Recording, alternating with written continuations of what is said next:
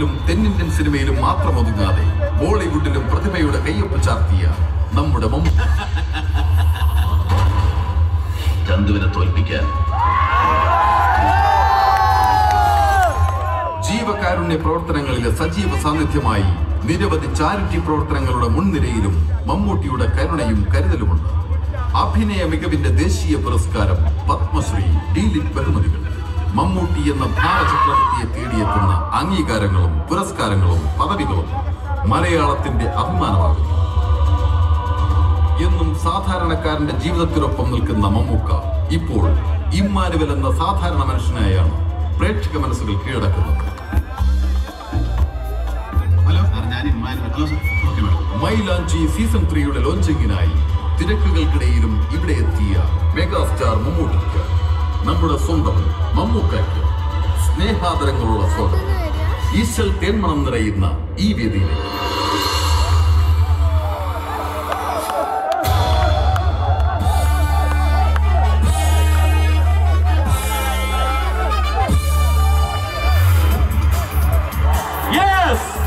മലയാളത്തിന്റെ സ്വന്തം മമ്മൂക്ക ഈ വേദിയിലേക്ക് സഹർഷം സ്വാഗതം ചെയ്യുന്നു. പ്രിയപ്പെട്ട മമ്മൂക്ക.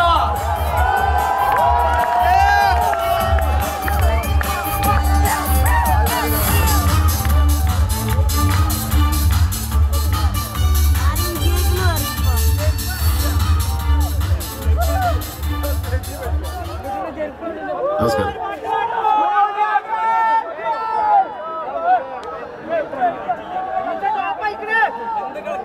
മൈലാഞ്ചി 2 ഗ്രാൻഡ് ഫിനാലെ.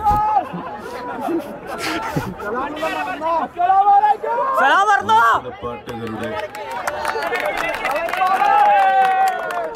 ഏറ്റവും വലിയ ആരാധകരുള്ള ഈ അബുദാബിയിൽ തന്നെ മൈലാഞ്ചിയുടെ ഗ്രാൻഡ് ഫിനാലെ വെച്ചതിന് ഏഷ്യാനെറ്റുകാരെ സമ്മതിച്ചുള്ളൂ. ഇത്രയും വലിയൊരു ജനാവലി,